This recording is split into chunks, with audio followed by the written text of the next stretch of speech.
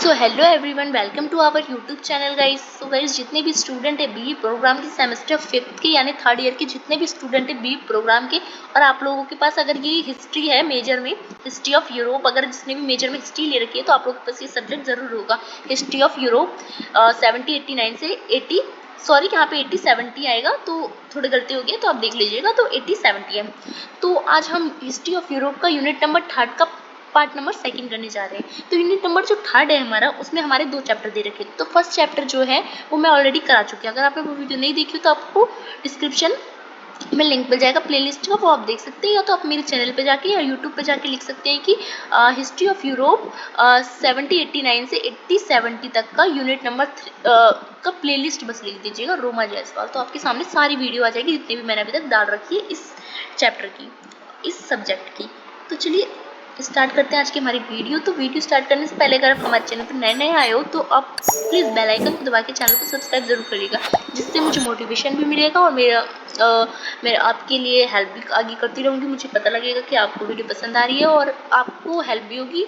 और टेलीग्राम से भी आप हमारे जुड़ सकते हैं, जहाँ से आप ये नोट्स है वो ले सकते हैं। ये नोट्स अगर आप पर्सनली लेना चाहते हैं सारे नोट्स इसकी, तो आपको 50 रुपीज़ देना पड़ेगा। आपको मैं ऑल जो यूनिट है 4th सारे चैप्टर वो दे दूँगी पर्सनली, और आप फ्री में डाउनलोड करना चाहते हैं तो आपको डिस्क्रिप्शन में लिंक मिल जाएगा, फ्री में भी कर सकते हैं।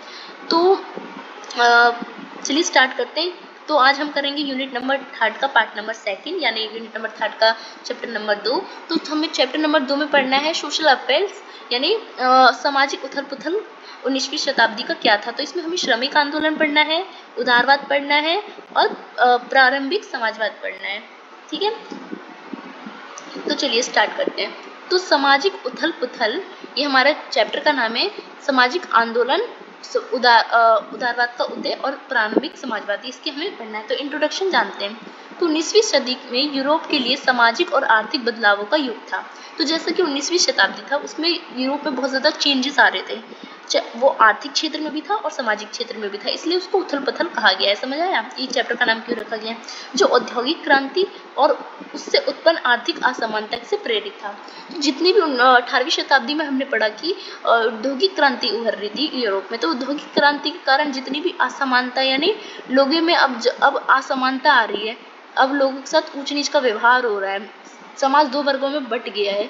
पहले तो वैज्ञानिक क्रांति अच्छा हो रहा था सबके लिए, पर औद्योगिक क्रांति के आने से ज़्यादा ही फैक्ट्री लगने लगी, लोग मजदूर लोगों का शोषण होने लगा, तो फिर इस कारण लोगों को समाज में असमानता आ गई। तो इसी कारण श्रमिक आंदोलन, उदारवाद का उदय व प्रारंभिक समाजवाद की विचारधारा उभरी। तो इन बदलावों ने मजदूर वर्ग को संघर्ष करने के लिए प्रेरित किया, क्योंकि मजदूरों से ज़्यादा काम कराया जा रहा था ज़्यादा टाइम तक, और सैलरी भी कम दी जा रही थी, और समाज में नए राजनीतिक और सामाजिक विचारों के बीज बोए, जिसमें श्रमिक आंदोलन उभरा, उदारवाद उभरा और प्रारंभिक समाजवाद हम यहीं से देखते हैं 19वीं शताब्दी से। तो यही सभी बदलाव समाज को पुनर्गठित करने में और राजनीतिक प्रणाली को लोकतांत्रिक की दिशा में कदम उठाने के लिए बढ़ाते हैं, और इसी को हम कहते हैं कि सामाजिक उथल पुथल था 19वीं शताब्दी का यूरोप का सोशल उथल पुथल। तो इंट्रोडक्शन जान लिया, अब जानते हैं कि उथल पुथल में क्या क्या हो रहे थे। सबसे पहले श्रमिक आंदोलन हो रहा था। औद्योगिक क्रांति ने उत्पादन में बड़े पैमाने पर बदलाव किए थे। अब क्या है, प्रोडक्शन बहुत ज़्यादा हो रहा था और चेंजेस भी हो गए थे। पहले हाथ से जो लोग बना रहे थे अब मशीन से बना रहे हैं, और अब मजदूरों की संख्या भी ज़्यादा हो गई थी और बेरोजगारी भी हो गई थी, क्योंकि छोटे उद्योग जो कर रहे थे उनका तो धंधा ही बंद हो गया था। तो लोग शहर पे आ रहे थे काम करने, और शहर में आ रहे थे तो लोग ज़्यादा हो रहे थे, तो ये लोग शोषण कर रहे थे, कंपनी वाले मजदूर लोगों का कम वेतन दे रहे थे, ज़्यादा काम करा रहे थे। लेकिन इससे श्रमिक वर्ग के जीवन को गंभीर संकट में डाल दिया। लंबे कार्य दिवस, खतरनाक कार्य और स्थितियां और न्यूनतम मजदूरी ने श्रमिकों के जो जीवन था उसको बहुत ज़्यादा कठिन बना दिया था, और लोग धीरे धीरे असंतोष लोगों के मन में पैदा हो रही थी, और धीरे धीरे श्रमिकों ने इस आंदोलन को जन्म दिया।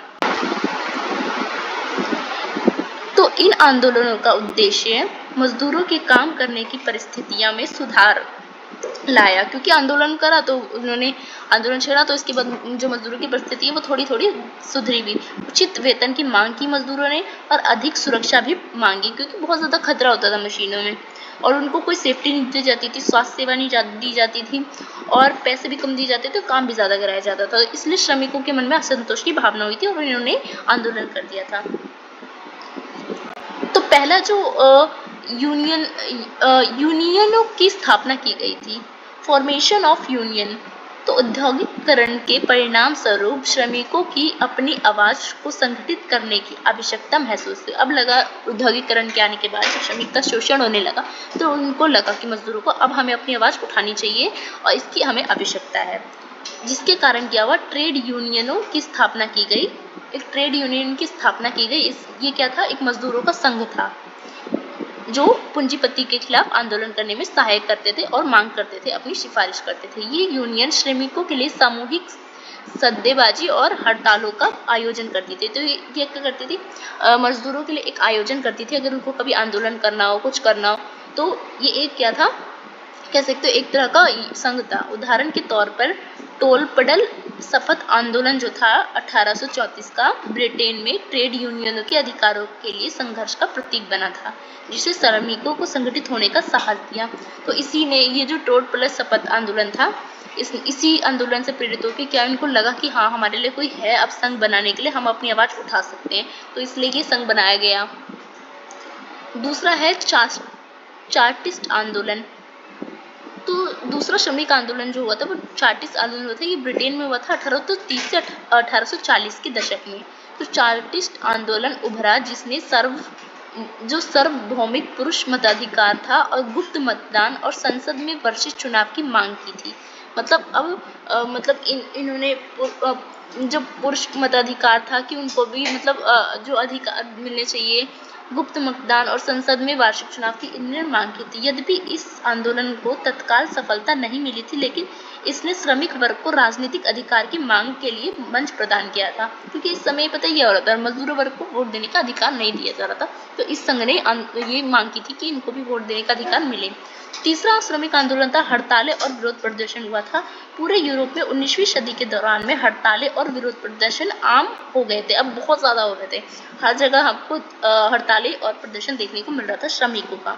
तो श्रमिक वर्ग में बेहतर कामकाजी स्थिति और सामाजिक सुरक्षा की मांग की थी कि हमें भी समाज में हमारी स्थिति अच्छी हो, पैसे अच्छे मिले और सामाजिक सुरक्षा भी मिले। तो इसका परिणाम ये हुआ कि सरकारों को धीरे धीरे श्रम कानून लागू करने के लिए मजबूर होना पड़ा और जो मजदूर हैं उनके लिए भी कानून बनाया गया। और 1848 की यूरोपीय क्रांति के वर्ष में इस प्रकार की सामाजिक और राजनीतिक असंतोष का चरम बन गया था ये।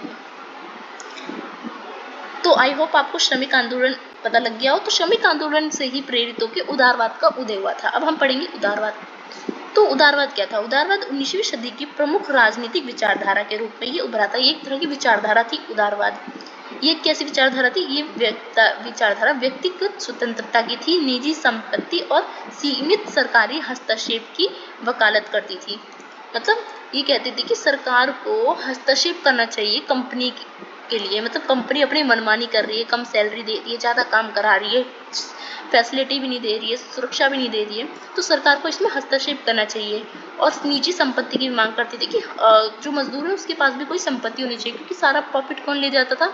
मेहनत करते थे मजदूर और प्रॉफिट मिलता था पूंजीपतियों को। और व्यक्तिगत स्वतंत्रता हो, मतलब इनको भी स्वतंत्रता हो, इनका शोषण ना हो, इसकी मांग करता था उदारवादी विचारधारा वाले लोग। उदारवादी विचारकों का मानना था कि राज्य का हस्तक्षेप जितना कम होगा, व्यक्तिगत और आर्थिक स्वतंत्रता उतनी ही अधिक होगी।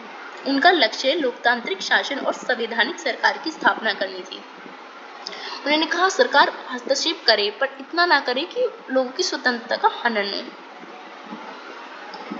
तो अब जो उदारवाद है उसको भी हम बांट के पढ़ते हैं। सबसे पहले पढ़ते हैं हम राजनीतिक उदारवाद। तो उदारवादी राजनीतिक सुधारकों की ये मांग थी, जो राजनीतिक उदारवाद के सपोर्टर थे वो ये मानते थे कि जिसमें संवैधानिक सरकार और नागरिक अधिकार और संसद की स्थापना पर जोर दिया गया।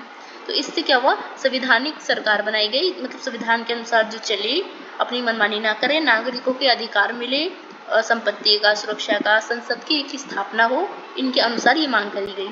व्यक्ति को व्यक्तिगत स्वतंत्रता मिले, निर्णय लेने की स्वतंत्रता हो, ये मिलनी चाहिए। तो 1830 की जो जुलाई की क्रांति हुई थी और 1848 की जो क्रांति थी, जो मैंने पढ़ाया था पिछले वीडियो में, ऐसे ही राजनीतिक उदारवादी आंदोलन के उदाहरण थे वो। तो उदारवादी विचारधारा से प्रेरित होकर वो आंदोलन हुई थी, जिसका उद्देश्य था कि राजशाही एकाधिकार को खत्म करना और जो डेमोक्रेसी है उसको लागू करना। तो बेसिकली उदारवाद भी यही चाहते थे। तो अब आर्थिक क्षेत्र में उदारवाद की कैसे विचारधारा थी? आर्थिक उदारवाद क्या था? तो आर्थिक क्षेत्र में उदारवादियों ने मुक्त बाजार और न्यूनतम सरकारी हस्तक्षेप की वकालत की थी कि कहते न्यूनतम सरकार का हस्तक्षेप होना चाहिए मार्केट में और मुक्त बाजार की नीति होनी चाहिए। एडम स्मिथ इसके सपोर्टर थे आर्थिक उदारवाद के। याद रखिएगा नाम।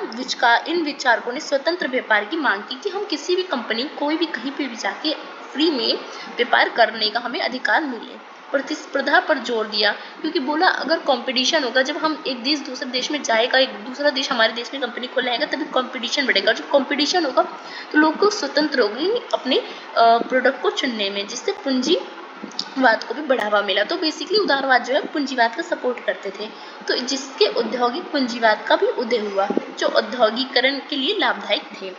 तीसरा जो उदारवादी है, उदारवादी क्रांतियां मानी जाती है। कई देशों में उदारवादी क्रांति हुई, जिसने पूरे यूरोप के जो राजनीतिक परिप्रेक्ष्य था उसको बदल दिया। मतलब जितना भी राजनीतिक दृष्टिकोण था, जैसे चल रहा था ना, उसको पूरा बदल दिया इस क्रांति ने। ये क्रांति ने नागरिक की स्वतंत्रता, समानता और सिद्धांतों पर आधारित थी कि लोग को स्वतंत्र हो, लोग नागरिकों को अधिकार मिले, स्वतंत्र समानता हो सभी में, इसकी वकालत करती थी, जिन्होंने यूरोपीय लोकतंत्र की प्रक्रिया की नींव रखी, जो आज हम देखते हैं। तो हमने उदारवाद भी जान लिया। अब हम जानते हैं अर्लियर सोशलिज्म क्या था, प्रारंभिक समाजवाद क्या था। तो जैसे जैसे औद्योगिक पूंजीवाद ने सामाजिक असमानता को बढ़ाया, मतलब पूंजीवाद आने से, औद्योगिक क्रांति आने से अब लोगों का शोषण हो रहा था, मजदूरों का। तो जैसे असमानता बढ़ गई, शोषण होने से एक मजदूर वर्ग हो गया, एक पूंजीपति वर्ग हो गया, वैसे वैसे ही प्रारंभिक समाजवाद का उदय हुआ। क्योंकि समाज जब दो भागों में बढ़ जाएगा तो समाज का स्ट्रक्चर तो बदल जाएगा ना, तो वही प्रारंभिक समाजवाद उसे कहते हैं। तो समाजवादी विचारक मानते थे कि पूंजीवादी प्रणाली ने श्रमिक वर्ग का शोषण किया है और इसे समाप्त करने के लिए उत्पादन के जो साधन है उसका समूह स्वामित्व आवश्यक है। मतलब अब क्या है, हमें इसको साधन को रोकने की आवश्यकता है। तो एक यूटोपियन समाजवाद है। तो पहला है यूटोपियन समाजवाद। तो प्रारंभिक समाजवादी विचारक जो है, जैसे कि इसके सपोर्टर है, जो प्रारंभिक समाजवादी के सपोर्टर थे ना, उसका नाम याद रखिएगा, क्योंकि 2-3 नाम आपको लिखना जरूरी है। रॉबर्ट ओवेन थे, Claude Henri, de Saint Simon, तो ये चार्ल्स फूलियर, यूटोपियन समाजवाद के ये लोग क्या थे, समर्थक थे। इन्होंने इसका विकास किया था। उनका मानना था कि समाज को समानता और सहयोग के आधार पर पुनर्गठित किया जा सकता है। मतलब अगर लोगों को समानता दी जाए, जैसे 2 भागों में बढ़ गया है उसको अब ना ऐसे बांट के अच्छे से समाज को मैनेज किया जाए, तो ये समाज को हम पुनर्गठित कर सकते हैं। तो रॉबर्ट ओवेन ने श्रमिक के लिए बेहतर जीवन की स्थापना के उद्देश्य से आदर्श समुदाय का निर्माण किया था। उन्होंने एक आदर्श समुदाय का निर्माण किया था, बताया था कि अगर हम ऐसे चले, अगर हम समाज में जो भी असमानता है उसको समाप्त करें, तो क्या हो सकता है, एक बेहतर जीवन हो सकता है मजदूरों का। तो यूटोपियन समाजवाद का आदर्श सरकार हो सके, ऐसा वो मानते थे। दूसरा है कि प्रारंभिक समाजवाद में कि वैज्ञानिक समाजवाद एक आता है। तो वैज्ञानिक समाजवाद क्या है? तो 19वीं सदी के माध्यम में कार्ल मार्क्स जो है, आपने सुना होगा कार्ल मार्क्स, फ्रेडरिक एंगल्स, तो ये क्या थे, ये मार्क्सवादी थे ना, मार्क्सवादी की जनक कार्ल मार्क्स और फ्रेडरिक एंगल्स को माना जाता है। ये वैज्ञानिक समाजवाद या मार्क्सवाद का विकास किया था इन्होंने। तो प्रारंभिक जो समाजवाद है ना, उसी को मार्क्सवाद की विचारधारा से मेल खाती है। तो मार्क्सवाद का विचारधारा और प्रारंभिक समाजवाद आप एक दूसरे से कनेक्ट कर सकते हो। तो इसके सपोर्टर थे। उन्होंने कम्युनिस्ट घोषणा पत्र और 1848 में वर्ग संघर्ष के सिद्धांत को प्रस्तुत किया था, जिसमें उन्होंने कहा था कि समाज का शोषणकारी स्वरूप तभी समाप्त हो सकता है जब श्रमिक वर्ग क्रांति के माध्यम से सत्ता पर कब्जा करेगा और उत्पादन के लिए साधन सामूहिक साधन स्थापित करेगा। वो कहते थे ना मार्क्सवादी लोग, समाज 2 वर्गों में बट गया है, पूंजीपति बुर्जुआ वर्ग और मजदूर वर्ग। तो मजदूर वर्ग का शोषण करता है कौन? पूंजीपति वर्ग। तो एक दिन ऐसा आएगा कि जो मजदूर वर्ग है वो क्या करेगा, उसके खिलाफ मतलब आवाज उठाएगा और फिर क्या होगा, सब साम्यवाद मतलब एक जैसा हो जाएगा। तो तीसरा है समाजवादी आंदोलन। तो समाजवादी आंदोलन मार्क्सवादी विचारधारा ने श्रमिक आंदोलन को प्रेरित किया और पूरे यूरोप में समाजवादी दलों और संघों की स्थापना हो गई। अब बहुत सारे समाजवादी संघ बन गए। प्रथम अंतर्राष्ट्रीय श्रमिक संघ जो है वो 1864 में बनाया गया। इस दिशा में एक महत्वपूर्ण कदम था कि जिसने अंतर्राष्ट्रीय स्तर पर अब श्रमिकों को संगठित किया। पहले क्या हो रहा था, ये देखो, अब यूरोप में हो रहा था, पहले यूरोप के एक कंट्री में, इटली, जर्मनी ऐसे हो रहा था। फिर क्या हुआ, पूरे यूरोप में हुआ। अब ये अंतर्राष्ट्रीय हो गया कि पूरे दुनिया में कहीं भी श्रमिकों को शोषण हो रहा हो तो उसकी हेल्प कौन करेगा? प्रथम अंतर्राष्ट्रीय श्रमिक संघ, जो 1864 में बनाया गया था। तो निष्कर्ष के तौर पे अगर कहें तो 19वीं सदी में यूरोप के सामाजिक और आर्थिक परिवर्तनों ने, जो सामाजिक परिवर्तन हो रहे थे क्योंकि समाज दो वर्गों में बट रहा था औद्योगिकरण के आने से, और जो आर्थिक परिवर्तन हो रहे थे, आर्थिक परिवर्तन कैसे होते, जब दो भागों में बढ़ जाएगा तो गरीब अमीर हो जाएंगे। तो इससे क्या हुआ, श्रमिक आंदोलन को जन्म दिया, इसने उदारवाद को जन्म दिया, इसने प्रारंभिक समाजवाद जैसी विचारधाराओं का उदय किया। ये सभी आंदोलन ने समाज में स्वतंत्रता की बात की है, समाज में समानता लाने की बात की है और सामाजिक न्याय पे ये आधारित थे। मतलब ये जो उभरे थे वो बस चाहते थे कि स्वतंत्रता हो, समानता हो, सामाजिक न्याय हो। तो औद्योगिकरण से उत्पन्न जो असमानता फैली थी, मतलब समाज दो वर्गों में बढ़ गया था और संघर्ष हो रहा था, और राजनीतिक और सामाजिक संरचनाओं में चुनौती थी कि राजनीति में भी अब पूंजीपति का अधिकार था, सामाजिक संरचना पूरी तरह से बदल गई थी, दो भागों में बढ़ गई थी। यूरोप के लोकतांत्रिक और समाजवादी आंदोलन की नींव रखी थी इसी ने। तो यूरोप में जो समाजवादी और लोकतांत्रिक विचार हम देखते हैं तो उसका उदय यहीं से हुआ था, जब ये तीन विचारधाराएं उभरी थी, जिनका प्रभाव आगे चलकर विश्व में पूरा देखा गया और पूरे विश्व ने क्या करा, इससे प्रेरणा ली। तो आई होप आपको जो ये यूनिट है, यूनिट नंबर 3 जो आपका यूनिट था वो होता है पूरा यहाँ पे आपका कंप्लीट। आई होप आपको ये वीडियो समझ आया। और वीडियो अगर आपको अच्छी लगी तो वीडियो को लाइक कीजिए, वीडियो को दोस्तों में शेयर कीजिए। वीडियो कैसे लगी कमेंट सेक्शन में जरूर बताइए। सो धन्यवाद।